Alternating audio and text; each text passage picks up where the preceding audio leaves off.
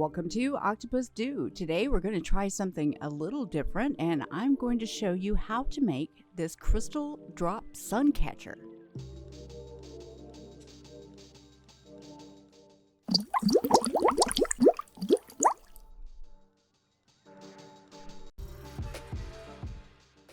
For this project, I'm using the standard flush cutters, flat nose pliers, and round nose pliers.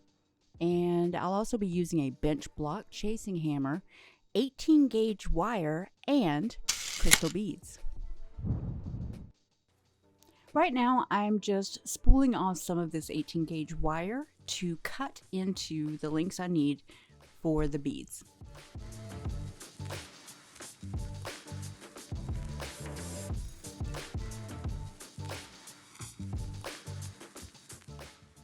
I'm using about 1.5 inches, and I cut my first one that length, and I use it to measure the rest. I don't have to have very precise measurements at this point.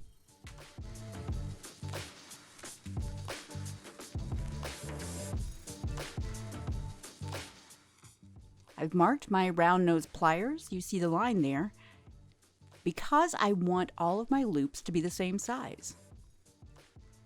Once I curl my loop, I'm using my flat nose pliers here to straighten it out, center it a little bit more.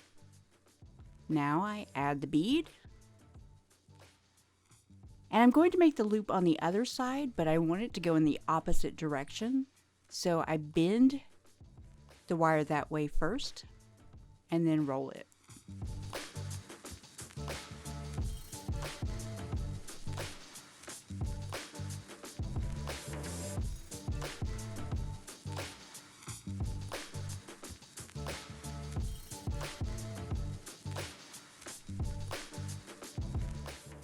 After I wrap this loop around, I can go back in with my flat nose pliers and straighten it all out. Make sure the ends join together, etc.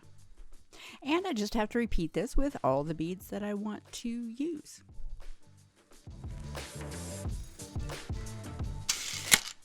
Now we're going to make the bail for the pendant. I'm using the same 18 gauge wire. I'm not really measuring this, I'm just rolling off a little bit and kind of making up the design as I go along.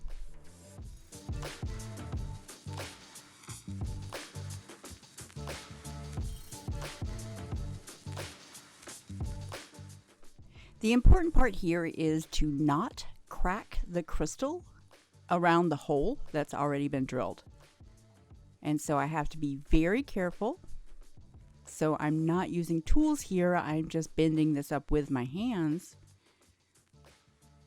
crossing the wires over at the top,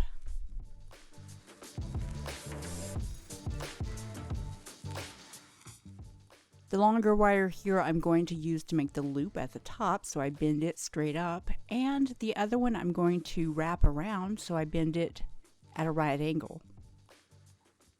I don't have to wrap very tightly because this wire is thick and will stay in place.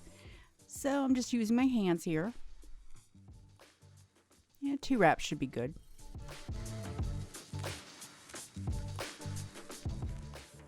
Now I'm going to make the loop at the top. So I bend that at a right angle forward with my flat nose pliers. Then I make the loop by wrapping the top over my round nose pliers.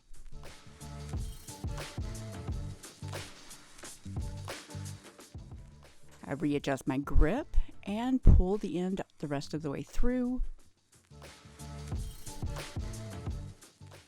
Then I'm going to hold across this loop with my flat nose pliers because I don't want to make divots in the wire with those round nose.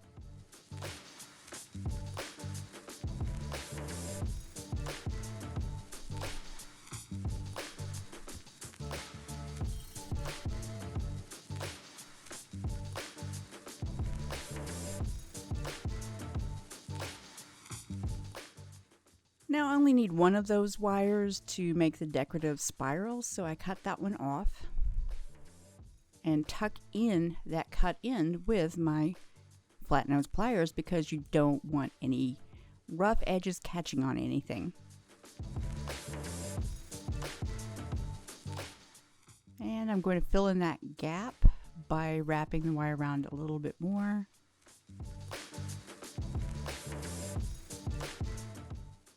And I'm going to start the spiral.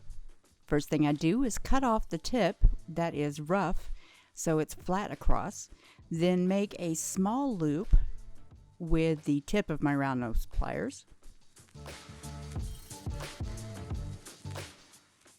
The rest of the spiral I'm going to make by bending the wire kind of in the air using my tools just on the end or my fingers.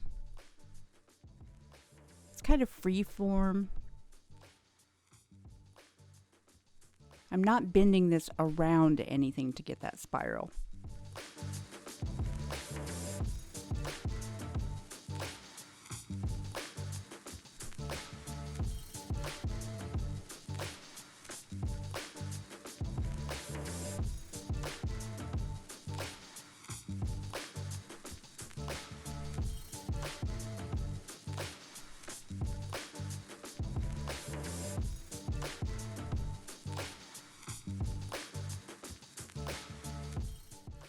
And just pulling that around with my fingers.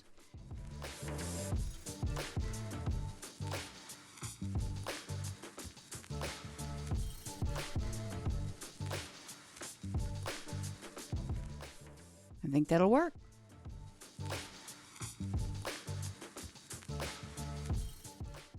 I'll finish off by attaching my beaded chain to this pendant by opening that last loop, threading it through the loop at the top of the pendant and closing it.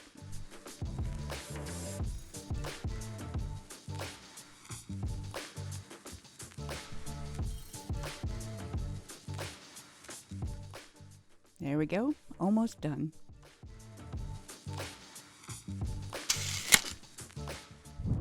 Now I'm going to make the hook to hang this, and I'm using that last cut off piece from the previous step. I got most of it straight except for that end piece, so I just cut that off.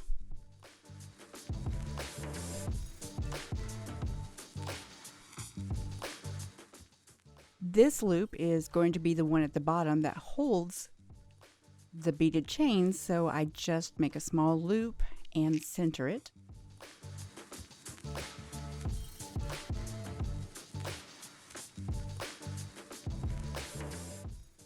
Oh, meet Muso. She is the newest member of the OctopusDo family, and she is our inspector. She approves this project.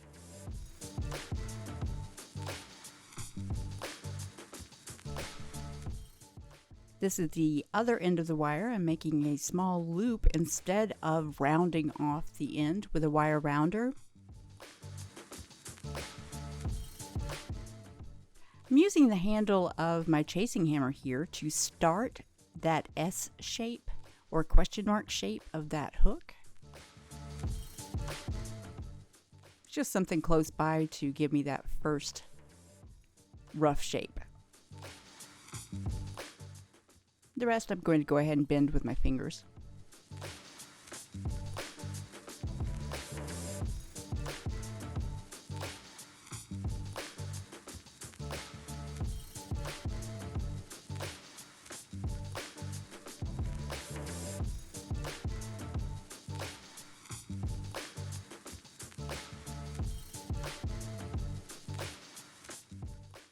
There we go. That's a better shape. I like that.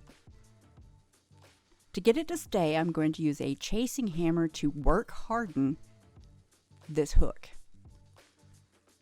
I'm not hitting this very hard at all. Tapping it lightly.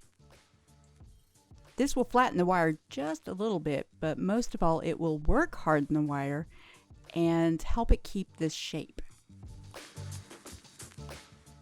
You can see the difference. It's much harder to compress.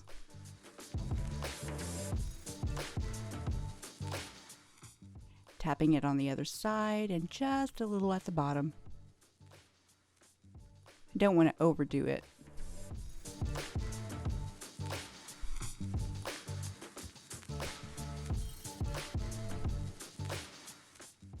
This is totally an option. I'm going to add a little bit of texture using the ball side of this chasing hammer.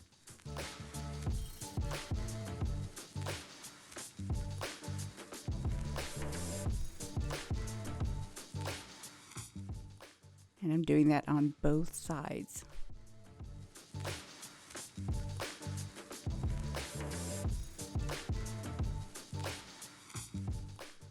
Now let's put it all together. I'm opening the loop on the beaded chain side because it has not been worked hardened, and therefore it's going to be easier to open and close. If I were to open and close the hook at this point, I very well could snap that loop. But it does need to be closed, so I'm very carefully going to work that back and forth with my flat nose pliers until the ends joined the body.